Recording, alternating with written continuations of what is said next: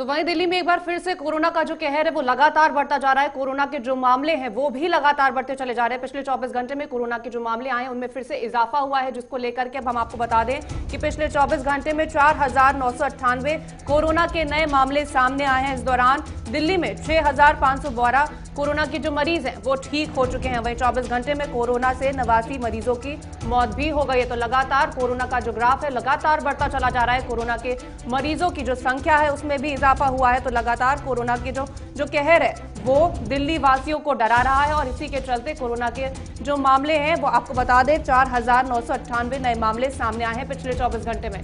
तो बड़ी खबर यह भी है क्योंकि दिल्ली में कोरोना की रफ्तार पे लगाम नहीं लग पा रही है। तो 24 घंटों में 4,998 केस सामने आए हैं। इस दौरान दिल्ली में 6,512 कोरोना मरीज ठीक भी हुए, लेकिन 24 घंटों में 89 मरीजों की मौत भी हुई है। ये अपने आप में थोड़ा चिंता में डालता है क्योंकि जो मौतों का सिलसिला है और ग्राफ है वो दिल्ली में धीरे धीरे ऊपर जा रहा है। तो दिल्ली में लगातार बढ़ रहे कोरोना के मामले, पिछले 24 घंटे में 4,998 केस सामने आ चुके हैं। इस दौरान दिल्ली में 6,512 कोरोना मरीज ठीक भी हुए, लेकिन 24 घंटों में 89 मरीजों की कोरोना से मौत भी हुई है। ये अपने आप में चिंता डालने वाले आंकड़े हैं, जिसे सभी दिल्ली वासियों को सचेत होने की जरूरत है, क्योंकि अगर आपने लापरवाही बरती तो शायद ये आंकड़ा इसी प्रकार से आगे बढ़ता रहेगा। तो लगातार जिस तरह से दिल्ली में कोरोना के मामले बढ़ रहे थे उसको लेकर के सुप्रीम कोर्ट की तरफ से भी फटकार लगाई गई थी दिल्ली सरकार को और पूछा गया था कि क्या कुछ आपकी रणनीति है, किस तरह से आप तैयारियां कर रही हैं। तो हमारे साथ हमारे संवाददाता केशव लाइव जुड़ गया। केशव, जानकारी दीजिएगा, जिस तरह से कोरोना के मामले लगातार बढ़ रहे हैं, क्या कुछ दिल्ली सरकार कर रही है ताकि जो मरीजों की संख्या है उन्हें रोका जा सके, क्योंकि सर्दियों का मौसम है और ज्यादा मरीजों की संख्या बढ़ती हुई दिख सकती है। जैसा कि दिल्ली में 7 नवंबर से पहले एक बार कोरोना संक्रमण का जो कहर था वो बहुत लगातार आंकड़े बहुत बड़ी संख्या में आ रहे थे और 7,000 से अधिक आंकड़े आ रहे थे दिल्ली में। लेकिन 7 नवंबर के बाद में जो आंकड़े सामने आए उसके बाद में अभी जो लगातार आंकड़े चल रहे हैं वो 4,000 की संख्या में चल रहे हैं, 4,000 से ऊपर चल रहे हैं। तो कहीं ना कहीं दिल्ली में कोरोना के आंकड़ों में थोड़ी सी राहत देखने को मिल रही है। वहीं केजरीवाल सरकार का भी ये कहना है कि कोरोना का ये तीसरा पिक पॉइंट चल रहा है और इस बार जो कोरोना संक्रमित मामले कम हुए हैं और जो रैपिड टेस्ट भी हो रहे थे उनकी भी संख्या बढ़ाई गई थी, लेकिन साफ तौर पर उसमें जो कोरोना के केसेस लगातार दिल्ली में कम होते दिखाई दे रहे हैं और आंकड़ों की भी संख्या 5,000 से कम होती हुई दिखाई दे रही है और मृतक भी लगभग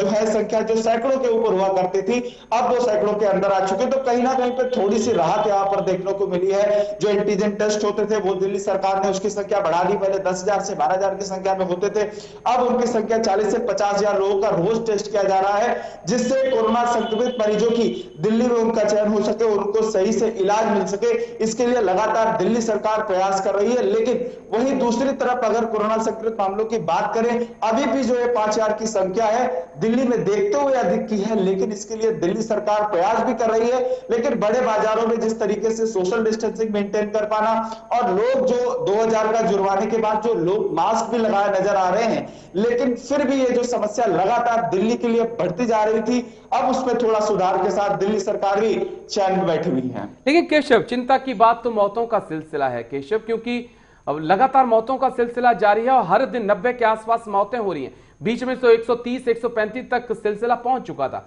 और देश की राजधानी में अगर ऐसा हो रहा है तो चिंता करने की जरूरत है दोनों सरकारों को, चाहे वो केंद्र सरकार हो या फिर राज्य सरकार हो। जी बिल्कुल, जिस तरीके से दिल्ली में लगातार मौतों का आंकड़ा बढ़ रहा है, जिस पर केंद्र सरकार ने गृह मंत्री अमित शाह ने भी एक बैठक की थी और इस पर गहन चिंता जाहिर करी थी और साथ ही साथ जब लगातार केसेस बढ़े तो उसके बाद केजरीवाल सरकार ने भी कहा कि दिल्ली में प्रदूषण के बढ़ते स्तर के साथ साथ दिल्ली में कोरोना बढ़ रहा है। लेकिन दूसरी तरफ जब दोनों सरकारें, केंद्र सरकार और राज्य सरकार लगातार प्रयास कर रही थी, उसके बावजूद भी कोरोना संक्रमित मामलों में लगातार वृद्धि होती जा रही थी और अगर यहां पर देखा जाए तो ये पीक पॉइंट बढ़ा है, थोड़े से आंकड़े कम हुए हैं, लेकिन जिस तरीके से लगातार दिल्ली सरकार कह रही है कि अब दिल्ली में कोरोना खत्म हो जाएगा, तो साफ तौर पर ये उनका कहना गलत है। अभी भी जो आंकड़े निकल रहे हैं, मौत का जो आंकड़ा हो रहा है, अभी भी दिल्ली सरकार को 1,000 बेड की मांग की गई थी केजरीवाल सरकार की तरफ से, उसको लेकर के क्या कुछ जानकारी, क्या सरकार को वो बेड मिल चुके हैं केंद्र की तरफ से?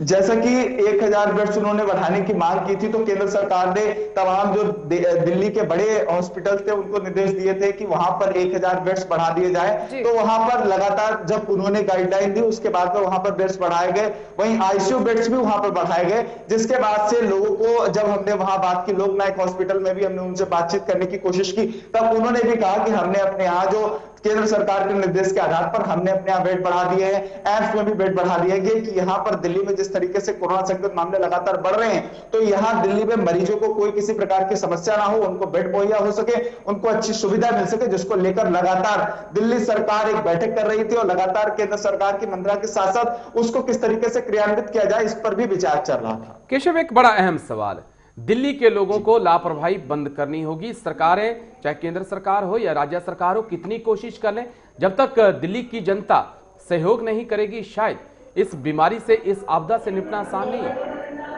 जी बिल्कुल, आपने सही कहा है कि जिस तरीके से जब तक हम सभी जागरूक नहीं होंगे, दिल्ली वासी जागरूक नहीं होंगे, तब तक दिल्ली में कोरोना का संक्रमण थमने का नाम नहीं लेगा, क्योंकि आंकड़े लगातार बढ़ रहे हैं। और दिल्ली में आंकड़े बढ़ने की सबसे बड़ी वजह क्या है कि सभी सार्वजनिक स्थल पूरी तरीके से खोल दिए गए, लोग भारी संख्या में मार्केट्स में पहुंचते हैं। अगर छोटी मार्केटों की बात करें, वहां भी हजारों की लोगों की भीड़ होती है। कुछ लोग तो मास्क भी लगाए नहीं नजर आते और साथ ही साथ सोशल डिस्टेंसिंग तो मेंटेन करना दिल्ली वासियों ने बिल्कुल भूल ही गए हैं। ऐसे में अगर सोशल डिस्टेंसिंग मेंटेन न करना, मास्क न लगाना दिल्ली में कोरोना को बढ़ाने का सबसे बड़ा कारण होता हुआ जा रहा है। राजेश जी, जिस तरह से सर्दियों का मौसम और करीब आता जा रहा है, तो क्या कुछ लग रहा है कि मामले जो है उनमें इजाफा होता हुआ नजर आएगा, या फिर जिस तरह से हम देख रहे हैं कि अब संख्या थोड़ी कम हो रही है तो वो कम हो जाएगी? और इसके साथ ही जिस तरह से ये कहा गया था कि जो आरटीपीसीआर का जो रेट है उसको 400 के अंतर्गत लेके आना चाहिए, तो उस पर क्या कुछ अपडेट है?